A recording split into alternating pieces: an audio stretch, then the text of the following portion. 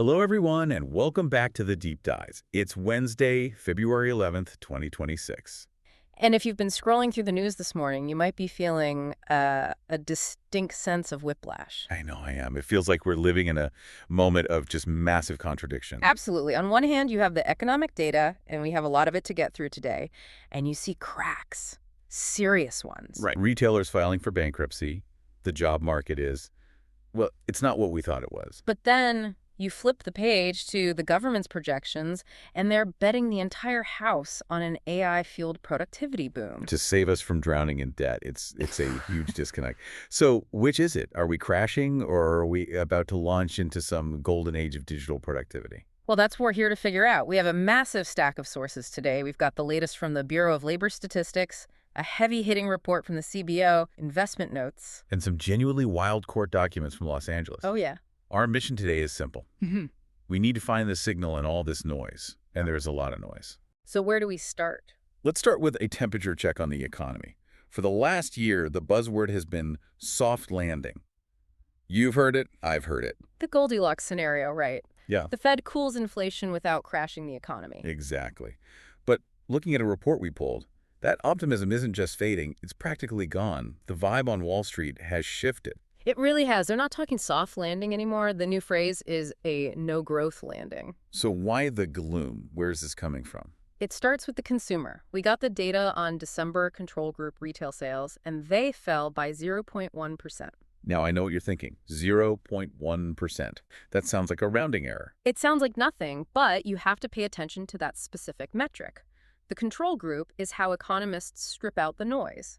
It excludes volatile things like gas, building materials, auto sales. So it's the raw number that feeds directly into the GDP calculation. Precisely. And when that number shrinks during December, the absolute peak of the holiday shopping season, that is a flashing red light.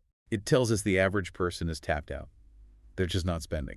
And we are seeing the real-world consequences of that right now. This isn't just a spreadsheet problem. No, not at all. We're seeing Saks Fifth Avenue closing stores as part of a Chapter 11 restructuring. And Macy's is slashing costs aggressively. These are legacy names, pillars of the retail world. Basically admitting that the consumer just isn't showing up. They're not there. But if you think the retail news is sobering, we have to talk about the job market. This is where the story gets really twisted. We looked at the employment situation report from the BLS for January 2026. On the surface, the headline looks okay. Right. Unemployment at 4.3%. About 7.4 million people out of work. It's not great, but it's not a catastrophe. But you have to read the footnotes. And on this deep dive, we always read the footnotes. And this one is a jaw-dropper. The BLS released a revision for employment levels going back to March 2025. And they revised the numbers downward. By nearly 900,000 jobs. 900,000. Let's just unpack that for a second. That means nearly 1 million jobs we thought existed last year. That we built economic models around, that politicians bragged about. Never actually existed. They were a ghost in the machine. It changes the entire narrative of 2025. We thought the labor market was resilient.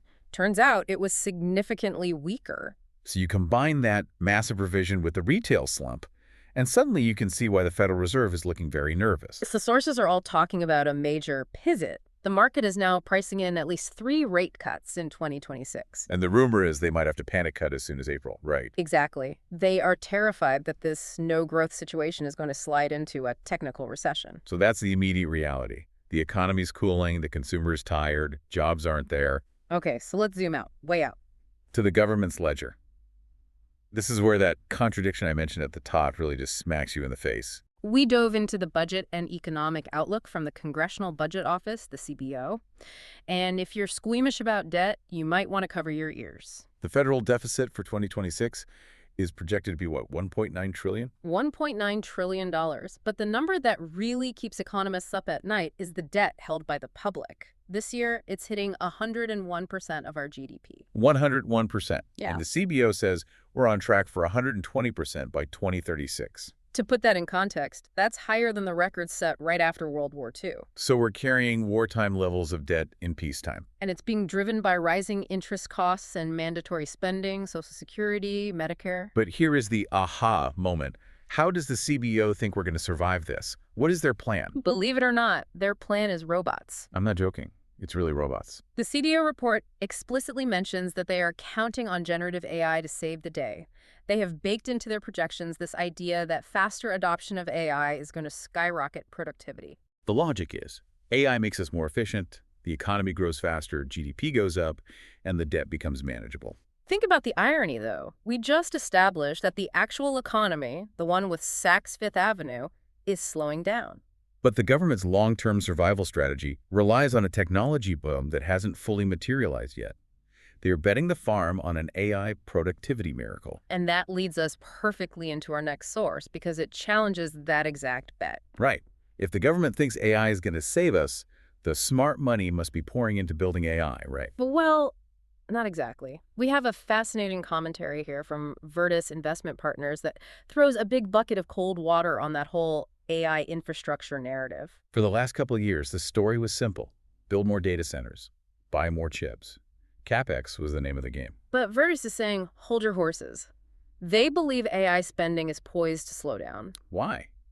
Is the hype over? No, it's much more practical than that. It's physics. We are running into hard physical constraints. You can buy all the GPUs you want, but you have to plug them in somewhere. Exactly. And right now, we simply cannot build the power grid fast enough. The report points out that power installation timelines, just getting the juice flowing to a new server farm, have stretched from 2 or 3 years. To 4 to 6 years. 4 to 6 years. Think about that timeline. The CBO is banking on AI saving the economy now. But the infrastructure to run that AI might be stuck in a 5-year waiting period just for a transformer. So we have this massive disconnect. The government needs AI to work. The tech companies want to build it. But the power grid is saying, take a number. So where is the investment money going, if not into concrete and copper? Virtus argues the opportunity is shifting to the software companies, the players like Salesforce or ServiceNow. The companies that can use the existing capacity to build high-margin applications. They don't need to wait for a substation to be built. They just need code. It's a shift from the builders to the users. Okay, let's pivot. We've talked macroeconomy, we've talked infrastructure gridlock.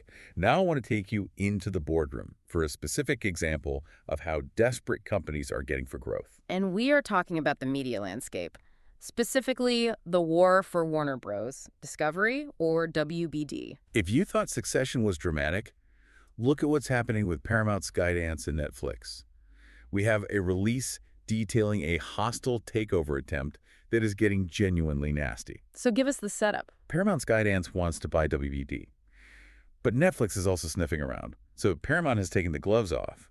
They've amended their offer to $30 per share, all cash. But the price isn't the interesting part, it's the tactics. Exactly. Paramount has introduced something called a ticking fee. I love that name. It sounds like a time bomb. It is. Paramount is telling the WBD board, if you delay this deal past 2026, we will pay your shareholders an extra 25 cents per share for every single quarter you wait. Wow. Think about the pressure that puts on the board of directors if they hesitate, if they try to negotiate with Netflix. They were literally costing their shareholders money every 3 months. It's designed to cause a shareholder revolt if the board doesn't say yes immediately. And they're not stopping there, are they? Not even close. Paramount is offering to pay the breakup fee. If WBD has to break a deal with Netflix, they'd owe them nearly $3 billion. Paramount's just saying, we'll write that check. And they even brought in Larry Ellison, the founder of Oracle, to personally guarantee over $43 billion of the financing. It's financial shock and awe. And the mudslinging. Paramount is trashing the Netflix deal, saying it's uncertain value based on a dying business unit loaded with $17 billion in debt. It is a brutal, aggressive corporate brawl, and it highlights just how high the stakes are. These media giants are fighting for your attention. Because in this economy, attention is the scarcest resource there is. Which brings me to a really interesting connection. Oh. We have companies spending billions to capture your eyes on a screen. But we're starting to see a pushback, a desire to look away. We found a review of the 2027 Toyota Highlander EV. Now, usually a car review is just specs and 0 to 60 times. Right. But this one had a detail that I think is going to resonate with a lot of you. This car is a spaceship, 3-row EV, massive 14-inch screen, the works.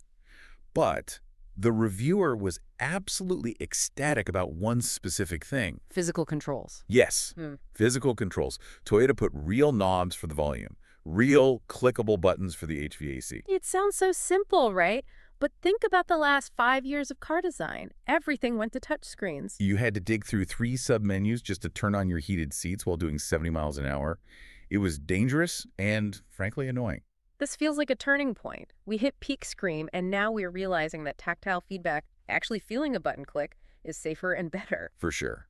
The car still has high-tech features, like a safe exit assist that flashes red ambient light if you try to open a door into traffic. But notice the difference.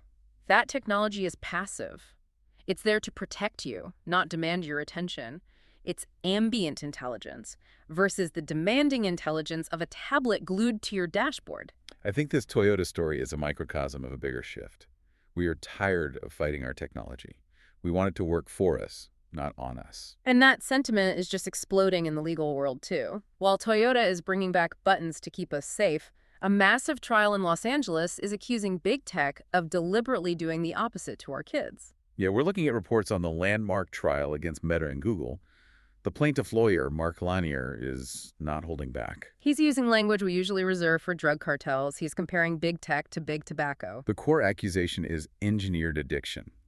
The argument isn't just that kids use social media too much, it's that the platforms were scientifically designed to hijack brain chemistry. There was a quote from Lanier that just stopped me cold. He said, "For a teenager, social validation is survival." Think about that. In the evolutionary sense, being accepted by the tribe means you survive. Being an outcast means you die. And Lanier's argument is that the like button exploits that deep, primal survival instinct. It creates a craving a teenage brain simply cannot regulate. This is a bellwether trial. So the outcome here is going to determine the fate of thousands of other lawsuits. If the jury decides that these algorithms are a defective product, like a car with bad brakes, it could change the business model of the entire internet. So let's try to pull these threads together. Because when you line them up, a picture starts to form. We have an economy that is undeniably cooling. Retail's down, the job numbers are revised away, the Fed is scrambling. We have a government looking at a mountain of debt and betting everything on an AI productivity miracle to pay for it. We have investors realizing that AI miracle is hitting the physical wall of our power grid. Corporations like Paramount are engaging in financial warfare to control what we watch. And then we have the human element. Drivers cheering for volume knobs in their Toyotas. Juries deciding if an algorithm can be liable for addiction. It feels like we're at a crossroads between the system and the human. The system wants efficiency, automation, engagement. And the humans. Well, we just want to be able to turn down the radio without crashing the car. And that brings me to our final source, which ties the economy, the AI bet, and the human future together in a way that is, quite honestly, a little terrifying. This is the piece from Robert Reich, the former labor secretary. That's the one. Reich looks at this AI boom, the same one the CBO is counting on, and he asks the question nobody in Washington seems to be answering. Who loses? And his answer isn't blue-collar workers. They've been dealing with automation for decades. Reich says the target this time is the high-level professional class. Lawyers, analysts, coders, the wizards of finance, the people who sit in offices and process information. Reich predicts that as AI starts doing these thinking jobs, this professional class, people who have never really feared unemployment, are going to get displaced. And because these people have political power, Reich predicts they will finally be the ones to push for universal basic income, or UBI. His logic is simple. If the robots are doing the high-value work, we need to tax the robots or the companies that own them to pay the humans who used to do that work. And Reich ended his newsletter with a bit of a mic drop. He revealed that a chunk of the text we had just read, the part analyzing the economy, was actually written by ChatGPT. He did it to prove a point. If you couldn't tell the difference between a former cabinet secretary and a chatbot, the disruption isn't coming. It's already here. So where does that leave us? It leaves us in a fascinating, messy, transitional moment. Waiting for the power grid to catch up to the AI, waiting for the courts to decide if our attention is being stolen. Waiting to see if the government's bet on productivity pays off before the debt crushes us. But here's the provocative thought I want you to carry with you until our next deep dive. If Robert Reich is right, and AI takes the thinking jobs, and if the CVO is right, and that AI boosts productivity to record highs, what is our role in all of this? Are we just passengers in that ambient-lit Toyota Highlander? Sure. Consumers of Paramount content paid for by a UBI check that comes from taxing the robots that took our jobs? Or is there a different path where we reclaim some of that agency, just like reclaiming the volume knob? It's a lot to chew on. But that's why we do this. That's it for today's deep dive. I'm going to go find a physical button to press to end this recording just for the satisfaction of it. Thanks for listening. Catch you on the next one.